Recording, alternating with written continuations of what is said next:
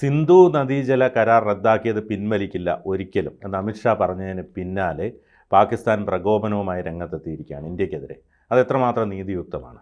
അതായത് ബിലാവൽ ഭൂട്ടോയാണ് ഇപ്പോൾ ഈ പറയുന്ന യുദ്ധഭീഷണിയുമായിട്ട് രംഗത്തെത്തിയിരിക്കുന്നത്. സിന്ധു നദീജല കരാർ വീണ്ടും പുനഃസ്ഥാപിക്കുകയും പാകിസ്ഥാന് വെള്ളം കൊടുക്കുകയും ചെയ്തില്ലെങ്കിൽ യുദ്ധത്തിലേക്കാണ് കാര്യങ്ങൾ കൊണ്ടുപോവുക എന്നുള്ളതാണ് പാകിസ്ഥാൻ ഇപ്പോൾ പറയുന്നത്. പക്ഷേ ഈ യുദ്ധത്തിലേക്ക് പോകാനായിട്ട് പാകിസ്ഥാൻ ഇതൊന്നുമല്ല കാരണം. ഇന്ത്യയോടുള്ള പരമ്പരാഗതമായിട്ടുള്ള വൈരമാണ്, എത്രയോ കാലമായി കൈമാറി വന്ന വൈരം മാത്രമാണ്. തീവ്രവാദം ഇന്ത്യൻ മണ്ണിൽ നടത്തണം, ഇന്ത്യയെ കാശ്മീരിൽ നിന്ന് വിഭജിക്കണം, ഇങ്ങനെയുള്ള തീരുമാനങ്ങൾ എടുത്ത് വന്നിരിക്കുന്ന ഒരു രാജ്യമാണല്ലോ. ഇന്ത്യയെ തകർക്കുക എന്നുള്ളത് മാത്രമാണ് അവരുടെ ലക്ഷ്യം.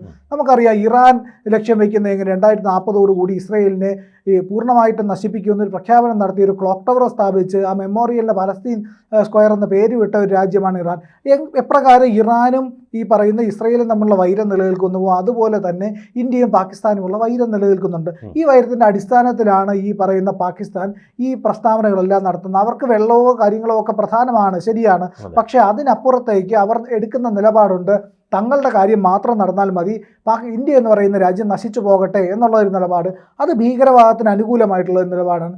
ആ ഘട്ടത്തിലാണ് അമിത്ഷാ പറയുന്നത് ഈ ഭീകരവാദത്തിനെ ഒരിക്കലും പിന്തുണയ്ക്കാനാകില്ല, ഒരിക്കൽ റദ്ദാക്കപ്പെട്ട കരാർ പിന്നെ ഒരിക്കലും പുനഃപരിശോധിക്കില്ല, അതിൻ്റെ ആവശ്യമില്ല എന്നുള്ളതാണ്. അങ്ങനെയാണെങ്കിൽ ഇനി ഒരു പുതിയ കരാറാണ് വേണ്ടത്. ആ പുതിയ കരാറിലേക്ക് പാകിസ്ഥാൻ പോകണമെങ്കിൽ എന്ത് ചെയ്യണം? ഇന്ത്യക്ക് ഭീകരരെ വിട്ടു നൽകണം, ഇന്ത്യക്ക് നേരെ ആക്രമണം നടത്തിയവരെ ഇന്ത്യക്ക് കൈമാറണം. അവിടെ ഈ പറയുന്ന ന്യായമായ ഒരു ആവശ്യം. അതെ, ഭീകരരെ ഒളിപ്പിച്ച് താമസിക്കുന്ന പരിപാടി ഉണ്ടല്ലോ, ഈ ബിൻ ലാദനെ അടക്കം. ഇനിയിപ്പോൾ ഖമൈനി ഒളിച്ചോടിയാലും പാകിസ്ഥാനിലായിരിക്കും ചെന്ന് താമസിക്കുക, അല്ലെങ്കിൽ അഫ്ഗാനിസ്ഥാനിൽ. അത് ചെറിയൊരു അമേരിക്കയുടെ കണ്ണടക്കലും കൂടി അതിനകത്ത് ഉണ്ടായിരിക്കും, എന്നാലും അവിടെ താമസിപ്പിക്കാനുള്ള സാധ്യതയെല്ലാം ഉണ്ട്. അത്തരത്തിൽ ഇന്ത്യൻ ഭീകരരെ ഈ പറയുന്ന ജെയ്ഷെ മുഹമ്മദിൻ്റെ, തെഹ്രീക്ക് താലിബാൻ്റെ, ISIയുടെ, ISISൻ്റെ, അതുപോലെ തന്നെ ഈ ലഷ്കർ ഇ തോയ്ബയുടെ ഒക്കെ ഭീകരരെ എവിടെയാണ് താമസിപ്പിച്ചിരിക്കുന്നത്? നമുക്കറിയാം എല്ലാ ഭീകരർക്കും താവളമാകുന്ന കേന്ദ്രമാണ് പാകിസ്ഥാൻ. അപ്പോൾ ആ ഭീകരരെ കൈമാറാതെ ഇതിലേക്ക് ഒരു പരിഹാരത്തിലേക്ക് ഇന്ത്യ പോകില്ല. അത് ഇന്ത്യ നേരത്തെ തന്നെ വ്യക്തമാക്കിയിട്ടുണ്ട്. പിന്നെ ഇവിടെ മറ്റൊരു കാര്യം, വെള്ളവും രക്തവും ഒരുമിച്ചൊഴുകില്ല എന്ന് പ്രധാനമന്ത്രി നരേന്ദ്രമോദി പറഞ്ഞിട്ടുണ്ട്. ഇനി ഒരു ആക്രമണത്തിന് പാകിസ്ഥാൻ മുതിരുമോ എന്നുള്ള കാര്യം വലിയ സംശയമാണ്. കാരണം അങ്ങനെ ഒരു ആക്രമണത്തിന് മുതിർന്നാൽ അവർക്ക് വലിയ നാശനഷ്ടം ഉണ്ടാകും.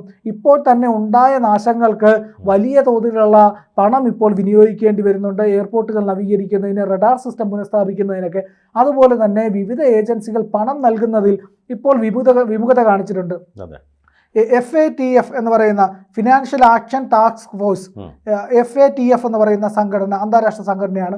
ഇവരാണ് ഈ പറയുന്ന മണി ലോണ്ടറിങ്ങും ടെററിസം ഫിനാൻസിങ്ങും ഒക്കെ മോണിറ്റർ ചെയ്യുന്ന ഒരു സംഘടന. ഈ സംഘടനയുടെ ഗ്രേ ലിസ്റ്റിലായിരുന്നു പാകിസ്ഥാൻ, അവരെ ഇപ്പോൾ വൈറ്റ് ലിസ്റ്റിലാക്കിയിട്ടുണ്ട്. പക്ഷേ ഇന്ത്യ നിരന്തരമായി സമ്മർദ്ദം ചെലുത്തുന്നുണ്ട്. ഈ പറയുന്ന പാകിസ്ഥാൻ ഇത്തരത്തിലുള്ള പണം അനുവദിക്കുന്നത്, IMF ഒക്കെ അനുവദിച്ച് വേൾഡ് ബാങ്ക് ഒക്കെ കൊടുക്കുന്ന പണം ഇവർ നേരെ എടുത്ത് ഉപയോഗിക്കുന്നത് ഭീകരവാദത്തിനാണ്. ഈ ഭീകരവാദത്തിന് വേണ്ടിയിട്ട് ഇനി പണം കൊടുക്കരുത് എന്ന് പറഞ്ഞുകൊണ്ട് FATF-നോട് നമ്മൾ ഈ പറയുന്ന നിർദ്ദേശം വെച്ചിട്ടുണ്ട്, നിങ്ങൾ ചെയ്യരുത്. വീണ്ടും പാകിസ്ഥാനെ ഗ്രേ ലിസ്റ്റിലോ ബ്ലാക്ക് ലിസ്റ്റിലോ ഉൾപ്പെടുത്തണം. ബ്ലാക്ക് ലിസ്റ്റിൽ ഉൾപ്പെടുത്തുന്നത് ഏറ്റവും ഭീകര പ്രവർത്തനം നടത്തുന്ന അഫ്ഗാനിസ്ഥാൻ പോലുള്ള രാജ്യങ്ങളെയൊക്കെയാണ്. ഇപ്പോൾ അവരവരുടെ മാറ്റങ്ങളൊക്കെ കൊണ്ടുവന്ന് ചെറിയ രീതിയിൽ മാറ്റം വരുന്നുണ്ട്. പക്ഷേ പാകിസ്ഥാൻ നിരന്തരമായി ആവശ്യപ്പെടുന്ന ഒരു പ്രശ്നം എന്ന് പറഞ്ഞു കഴിഞ്ഞാൽ അവർക്ക് ഈ പറയുന്ന വൈറ്റ് ലിസ്റ്റിൽ തന്നെ നിൽക്കണം, എന്നാൽ ഇവർക്ക് തീവ്രവാദ പ്രവർത്തനം നടത്തണം. ഇവിടെ കാശ്മീർ മേഖലയിൽ പഹൽഗാമിലടക്കം ആക്രമണം നടത്താനായിട്ട് ഇവർ ഉപയോഗിച്ച പണം ഏതെന്ന് ചോദിച്ചാൽ അത് F-16 എന്ന് പറയുന്ന വിമാനം മെയിൻറ്റെയിൻ ചെയ്യാനായിട്ട് അമേരിക്ക കൊടുത്ത പണമാണ്. ഇതിനെ പറ്റിയിട്ട് CIA-യുടെ റിപ്പോർട്ട് വരെ വന്നു.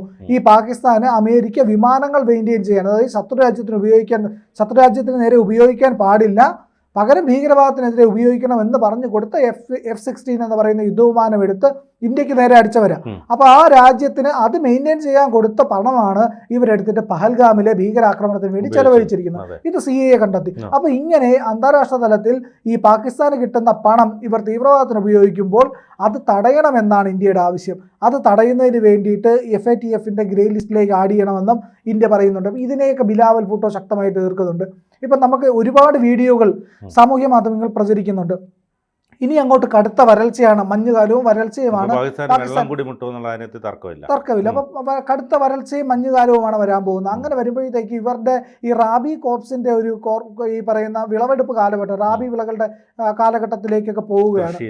അപ്പോൾ ഇവരുടെ കൃഷിയെ പൂർണ്ണമായിട്ട് ഇത് ബാധിക്കാനുള്ള എല്ലാ സാധ്യതകളും ഉണ്ട്. ഇനി മറ്റൊന്ന് എന്ന് പറഞ്ഞു കഴിഞ്ഞാൽ ഇവരുടെ 90% ഇവർ ആശ്രയിക്കുന്ന ജലവൈദ്യുത പദ്ധതികൾക്കും കൃഷികൾക്കുമായിട്ട് 90% ആശ്രയിക്കുന്നത് സിന്ധു നദീജലത്തെയാണ്. ഈ സിന്ധു നദീജലം പൂർണ്ണമായിട്ടും നമ്മളിപ്പോൾ വിട്ടുകൊടുക്കാതെ കനാലുകൾ വഴി തിരിച്ചെടുത്തുകൊണ്ടിരിക്കുക. 2 വർഷം കൊണ്ടുള്ള സമ്പൂർണ്ണ കനാൽവൽക്കരണമാണ് ഇന്ത്യ നടത്താൻ പോകുന്നത്. പൂർണ്ണമായിട്ട് സിന്ധു നദീജലത്തിനെ വഴിതിരിച്ചു വിട്ട് ഇന്ത്യയുടെ രാജസ്ഥാൻ, ഈ പറയുന്ന പഞ്ചാബ്, ഹരിയാന മേഖലകളിലേക്കും യമുനാ തടം വരെ, അതായത് ഏതാണ്ട് ഡൽഹിക്കടുത്ത പ്രദേശം വരെയും കൊണ്ടുപോകാനായിട്ട് വഴിതിരിച്ചു വിടാനുള്ള പ്രവർത്തനമാണ് നടത്തുന്നത്. അങ്ങനെയാണെങ്കിൽ നമ്മളുടെ രാജസ്ഥാനിൽ നിലവിലുള്ള മരുവൽക്കരണം തടയാനായിട്ട് നമുക്ക് കഴിയും. കിലോമീറ്ററുകൾ നീളുന്ന പദ്ധതിയാണ് ഇന്ത്യ തയ്യാറാക്കുന്നത്. അങ്ങനെ ആവുമ്പോൾ പാകിസ്ഥാന് സിന്ധു നദീജലത്തിൽ നിന്ന് തുള്ളി വെള്ളം പോലും കിട്ടില്ല എന്നൊരു യാഥാർത്ഥ്യം ഉണ്ടാവും.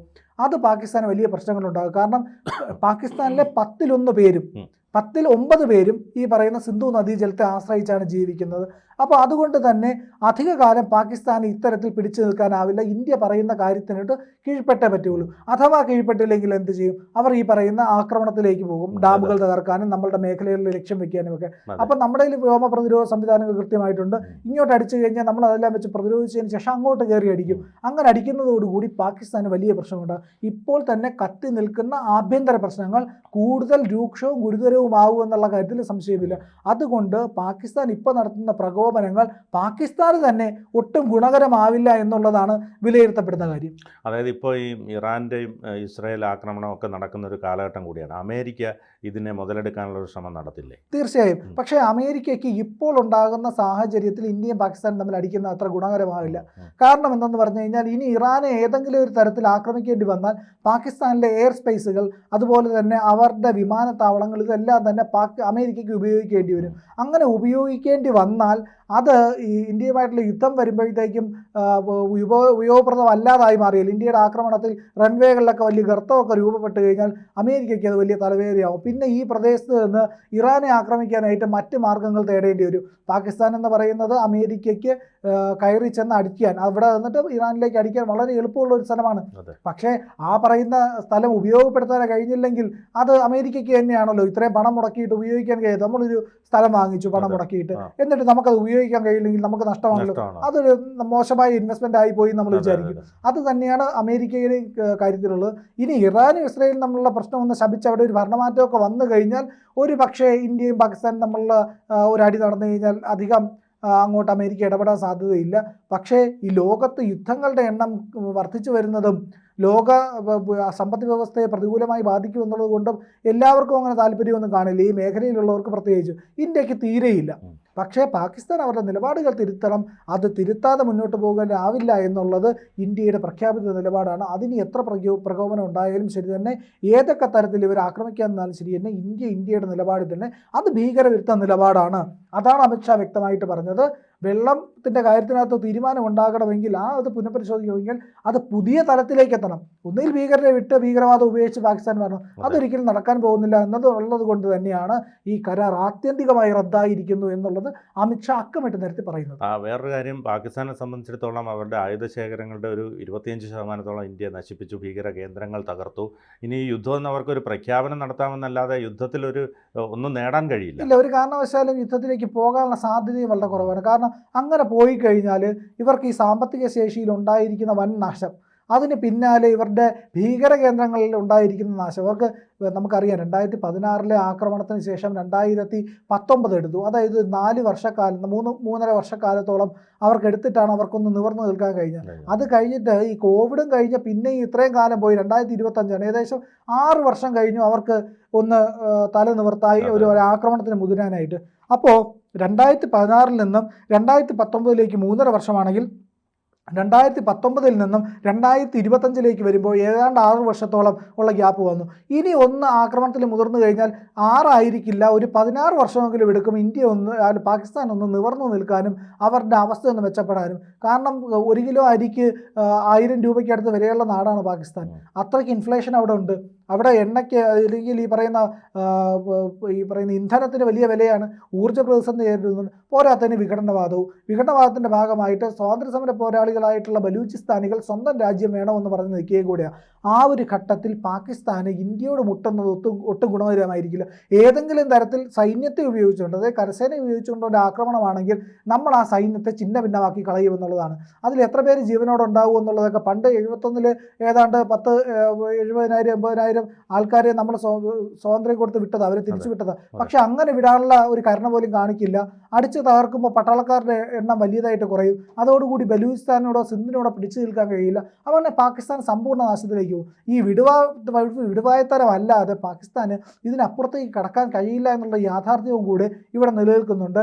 അതുകൊണ്ട് തന്നെ ഭീകരരെ നമുക്ക് കൈമാറി സറണ്ടർ ചെയ്യാതെ വെള്ളം വിട്ടുകൊടുക്കാനും ഇന്ത്യ തയ്യാറാവില്ല. ഇന്ത്യയുടെ നിലപാട് പഴയതുപോലെയല്ല, വളരെ സ്ട്രോങ് ആണ്.